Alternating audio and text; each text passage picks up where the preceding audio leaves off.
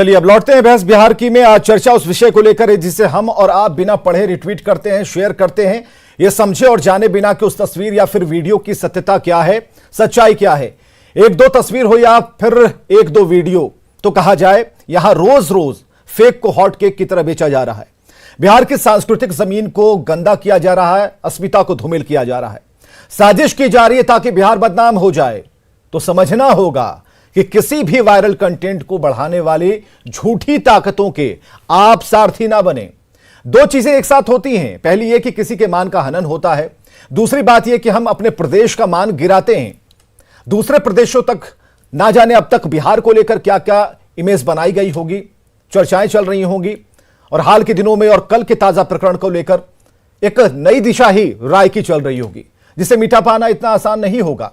और जरूरत यह है कि हम अपनी इस आदत में सुधार लाएं, क्योंकि हम बिहारी हैं, हमारा ताल्लुक ज्ञान भूमि से है, इसलिए बिहार को इस सोशल भंवर में ना डुबाएं। सबसे पहले ताजा और अपडेट रिपोर्ट हम आपको दिखा रहे हैं।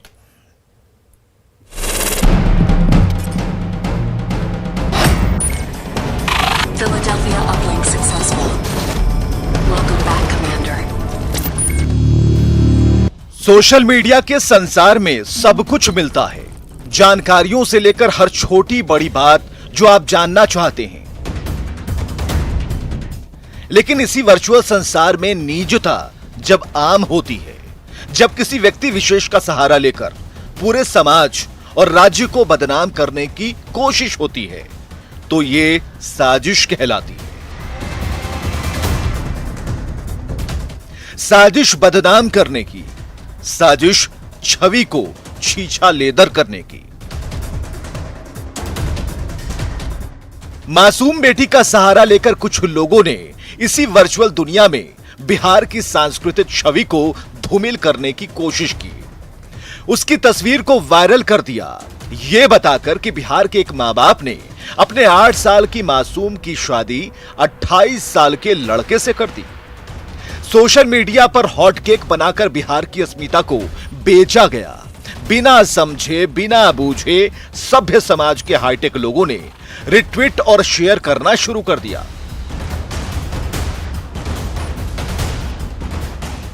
नासमझों को यह पता नहीं था कि वो एक बेटी की फोटो को शेयर नहीं बल्कि पूरे बिहार को बदनाम करने के हिस्सेदार बन रहे हैं।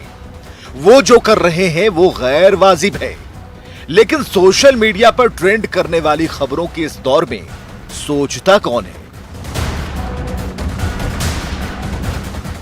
एक गंदी और भद्दी सोच का हिस्सा एक बड़ी भीड़ बन जाती है। लेकिन समय रहते न्यूज 18 ने तत्परता दिखाई। हमारी टीम ने उस वायरल वीडियो का, उस वायरल तस्वीर का पर्दाफाश कर दिया। उस वीडियो के जरिए जिसमें तनु ने खुद को बालिग बताया और बिहार को बदनाम होने से बचाया। इधर प्रशासनिक टीम उस बददिमाग को पकड़ने के लिए जाल बिछा चुकी है, लेकिन सवाल है कि कब तक हम भीड़ का हिस्सा बनते रहेंगे?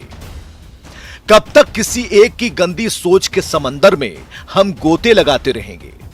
कब तक समाज इसकी कीमत चुकाता रहेगा?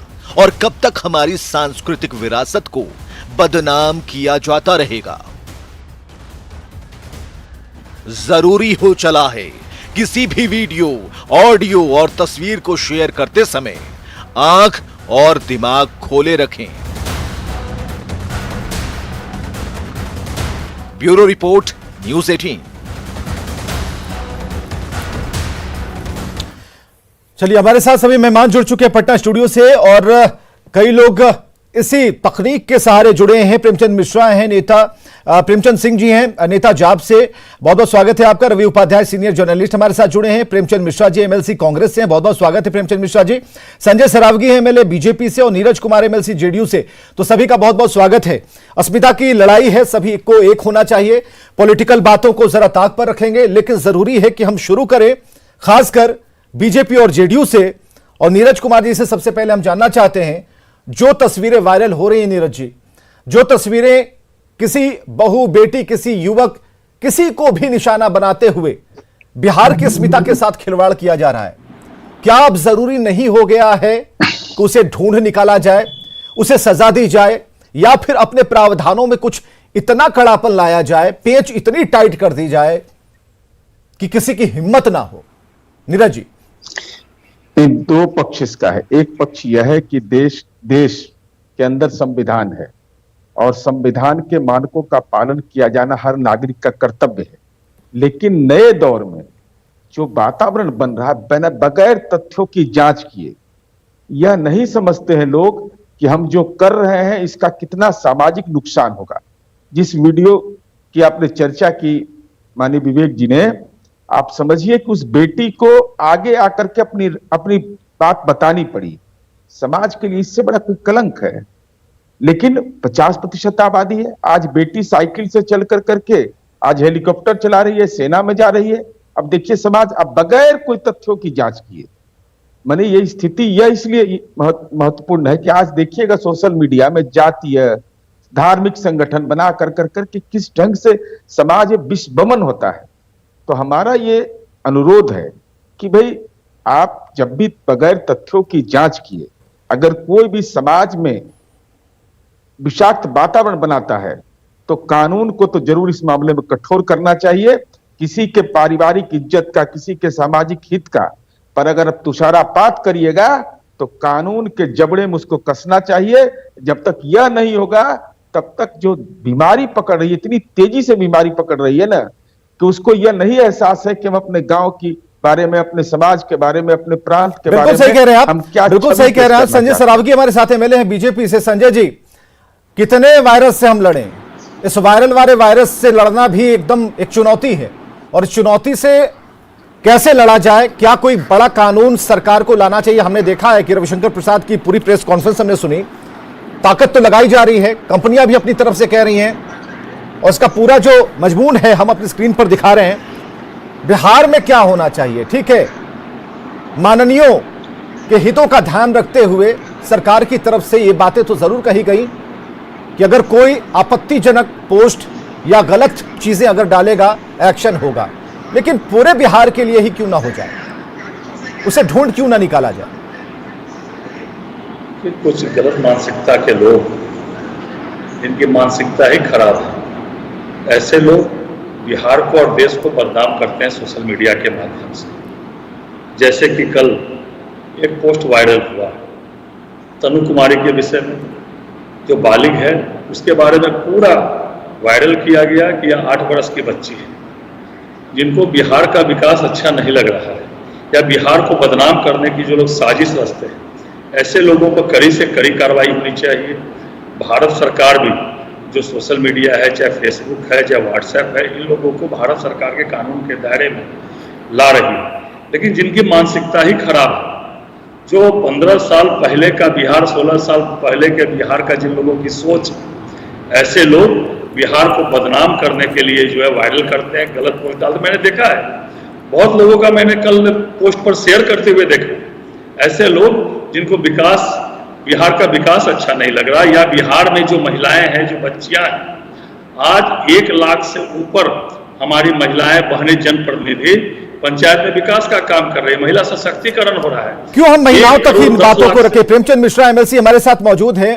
प्रेमचंद जी, कोई पुराना दौर जिस समय की हम बात करें या छेड़ें उसे, उस समय कुछ ऐसे हथियार नहीं थे, लेकिन आज जब आपके पास हाथों में मोबाइल है, आपका दोनों अंगूठा काम करता है, तो उसका गलत प्रयोग क्यों कर रहे हैं? लिखने पढ़ने के बजाय बिना देखे, बिना समझे इसे शेयर किया जा रहा है। क्या आप मानते हैं कि विगत कुछ दिनों से जो तस्वीरें, जिसे हम वायरल कहते हैं, यह बड़ा वायरस है, यह बिहार की छवि को कहीं ना कहीं चोट पहुंचा रहा है, धूमिल कर रहा है, और इसके पीछे एक बड़ी आदतन साजिश रंग ला रही है? देखिए, इस मामले में भी 2 पक्ष हैं जी। बिहार की तस्वीर को पिछले कुछ दिनों से धूमिल कर किया जा रहा है, मैं ऐसा नहीं मानता। बिहार की छवि को प्लान्ड वे में पिछले 15-20 साल पहले के समय में आप जाएंगे, उस समय की ही पार्टियों ने ऐसे ऐसे दुष्प्रचार किए कि बिहार की छवि खराब होने लगी। उस विषय पर जाएंगे तो विषयांतर हो जाएगा। मैं समझता हूं कि बिहार कोई गौरवशाली प्रांत बनाने में हम सबको अपना योगदान देना चाहिए। बिहार की छवि निखरेगी तभी हम सबकी छवि निखरेगी। लेकिन कुछ लोग अपने राजनीतिक उद्देश्यों को लेकर कुछ भी बोल देते हैं, कुछ भी लिख देते हैं, कुछ भी पोस्ट कर देते हैं। ये गलत है, और जो गलत है उसके लिए ऑलरेडी कानून हमारे पास है। सरकार क्यों नहीं इस कानून का प्रयोग करती है? अब जो नए कानून बनाने की बात हो रही है, मैं समझता हूं उस पर व्यापक विचार और सभी पक्षों की राय जानने की आवश्यकता है। सोशल मीडिया का दुरुपयोग कोई आज हो रहा है, मैं ऐसा नहीं मानता। पिछले 10 साल के दौर में आप देखेंगे तो प्लान्ड वे में सोशल मीडिया पर सरकार के खिलाफ लगातार दुष्प्रचार होता रहा। आज से 10 साल पहले से आप अगर स्टार्ट करते हैं तो बाद में पता चला कि वो तमाम चीजें कोर्ट के द्वारा झूठी साबित हो गई। चाहे कई घपलेबाजी की बातें की गई थी सोशल मीडिया में, किस तरह के घोटाले को उजागर करने की बात की गई थी, और कोर्ट में कुछ नहीं निकला। तो हमने भी ये देखा है कि सरकार में बैठे लोगों को किस तरह से लोगों ने प्लान्ड वे में बदनाम किया और कोर्ट ने उसे बिल्कुल ही निर्दोष साबित किया है। तो मैं समझता हूं ये जो एक ट्रेंड चल पड़ा है पिछले 10 वर्षों से, ये उसी का नतीजा है कि आज भी कुछ लोग गलत सलत लिखते हैं।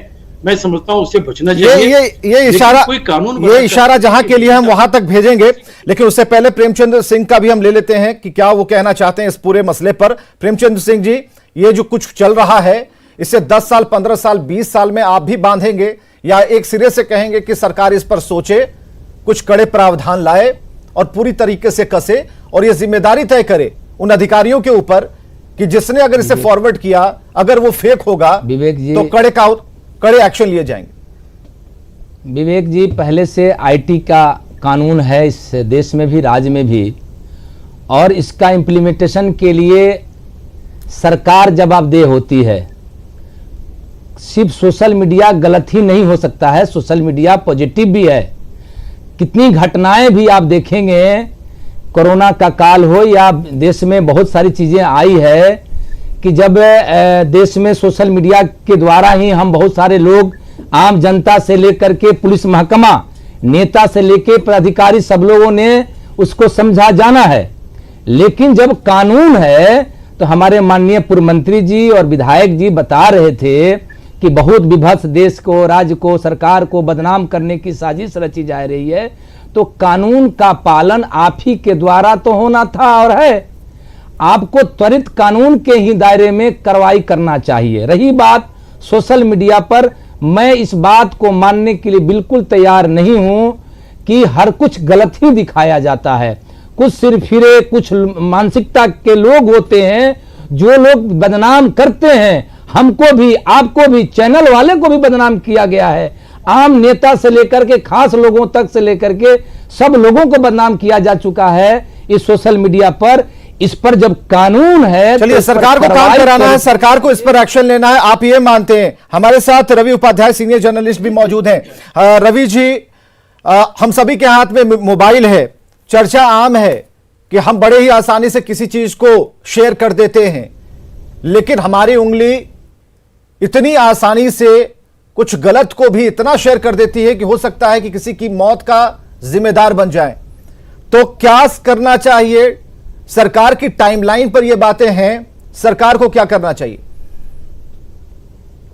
देखिए विवेक जी, पहले तो सबसे पहले हम न्यूज़ 18 को धन्यवाद दे दें, क्योंकि वो इस झूठा जो वायरल था उसके लिए न्यूज़ 18 ने उसको एक्सपोज किया और सही बात को लाया, जिससे कि वो परिवार आज जो असहज था कुछ समय तक, वो जब उसके बाद सामने आई तो वो बेहतर फील कर रहा और वो अपना पक्ष रखा। तो इसके लिए धन्यवाद। अब रही बात कि इसके लिए सख्त कानून होने का प्रावधान है। देखिए, सोशल मीडिया अच्छा भी है और बुरा भी है। बुरा इन द सेंस कि जो विकृत मानसिकता के लोग हैं वह इस तरह से जो कार्य करते हैं उससे वो समाज में बहुत ही गंदा संदेश जाता है। ऐसे में सरकार को चाहिए कि जो आईटी कानून है जिसके तहत वो कड़ी से कड़ी सजा का प्रावधान करे, जिससे कि सो दैट भविष्य में इस तरह की घटना की या इस तरह के जो झूठा वायरल है वीडियो वो उसकी पुनरावृत्ति न हो सके। चलिए, हम पूछ लेते हैं क्या है इनके पास। हमारे साथ नीरज कुमार जी हैं, जेडीयू से एमएलसी हैं। नीरज कुमार जी, कुछ प्रावधान की बात चल रही है, नियम तो बहुत सारे हैं, लागू करवाना तो फिर आप ही लोगों को है। जी नीरज जी।